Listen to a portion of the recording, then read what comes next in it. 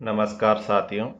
आज इस वीडियो में मैं आपको नॉर्मल ईसीजी है उसके बारे में बताऊंगा। वीडियो अंत तक देखना और लाइक कर देना। तो नॉर्मल ईसीजी में हार्ट रेट है वो 60 से 100 बीट पर मिनट होती है, जो कि क्या इंडिकेट करती है normal sinus rhythm originate from the sinoatrial node. P wave है उसकी नॉर्मल रेंज 3 स्मॉल बॉक्स या इक्वल टू और लेस देन 120 ms होती है। पी वेव क्या रिप्रेजेंट करती है? P wave represent atrial depolarisation positive in lead first second and aVF. P wave positive होती है lead first second and aVF में।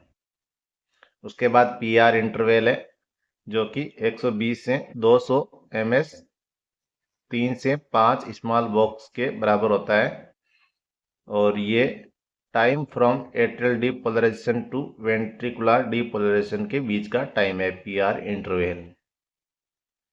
क्यू आर कॉम्प्लेक्स है वो लेस देन और इक्वल टू 120 ms होना चाहिए 3 स्मॉल बॉक्स के बराबर, और ये represent ventricular depolarization narrow in normal sinus rhythm.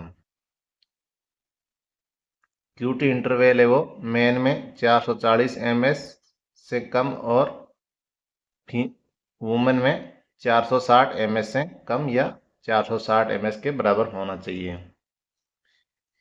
Q R interval time from ventricular depolarization to repolarisation.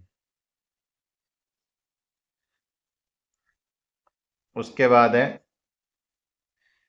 ST segment.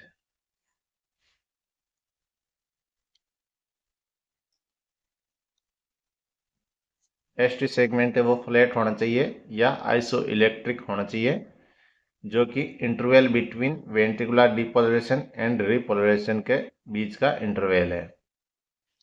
उसके बाद टी वेव है।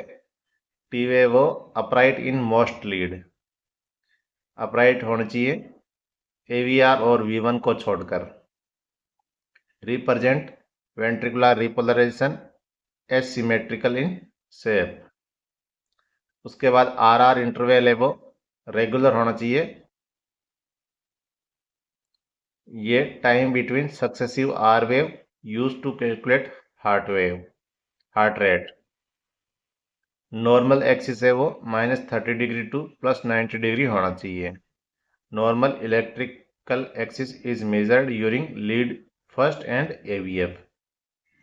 कुछ खास पॉइंट है नॉर्मल ईसीजी में, वो है रिदम है जो साइनस और रेगुलर होना चाहिए। एक्सिस है वो नॉर्मल होना चाहिए। मॉर्फोलॉजी अब नॉर्मल वेव फॉर्म नहीं होनी चाहिए, जैसे कि no peaked T wave, no pathological Q wave, और एस टी सेगमेंट वो एलिवेशन और डिप्रेशन नहीं होना चाहिए।